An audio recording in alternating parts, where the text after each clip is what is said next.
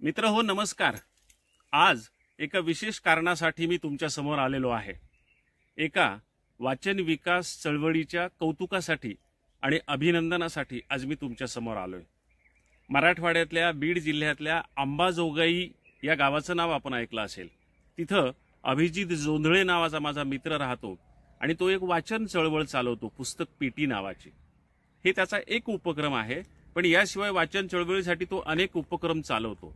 अनुराग पुस्तकालयासारखं एक अप्रतिम अद्ययावत पुण्या मुंबईत सापडणार नाही असं पुस्तकांचं दुकान तो चालवतो आणि परिसरातल्या लोकांना अभिरुची संपन्न पुस्तक पुरवण्याचं तो काम करतो। पण त्याच्या लक्षात असं आलं की लहान मुलांपासून वाचन चळवळ आपण सुरू केली पाहिजे, म्हणून बरोबर 2015 साली 10 वर्षापूर्वी अभिजितनं एक उपक्रम सुरू केला, वाचन पेटी नावाचा। आज त्या उपक्रमाला बरोबर 10 वर्ष झालेली आहेत। दशकपूर्तीच्या निमित्तानं मुद्दाम त्याचं अभिनंदन मी।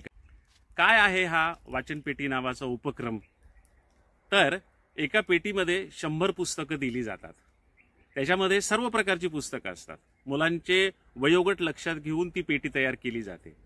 त्याच्यामध्ये मुलांवर संस्कार करणाऱ्या कथा असतात, कविता असतात, विज्ञानाची प्रयोग असतात आणि मुलांच्या करिअर डेव्हलपमेंटच्या दृष्टीनं वेगवेगळ्या प्रकारे ओरिगामी सारखी अशी पुस्तकं त्याच्यात ठेवलेली असतात।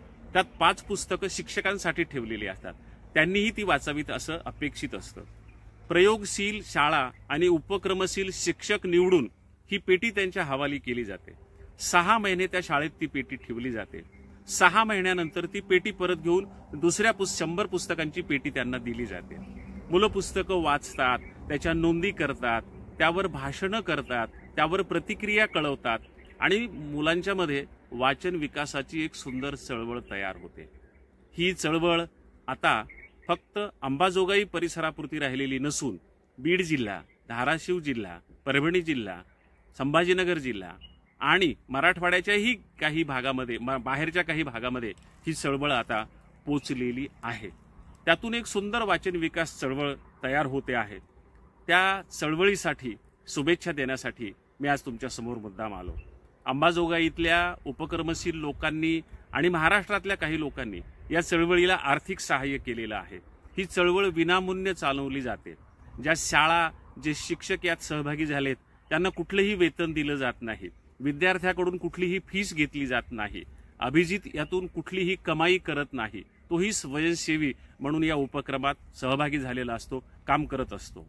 महाराष्ट्रातल्या जवळजवळ 70 संस्था यामध्ये सहभागी झालेल्या आहेत आणि आतापर्यंत 152 पेट्या विकसित झालेल्या आहेत।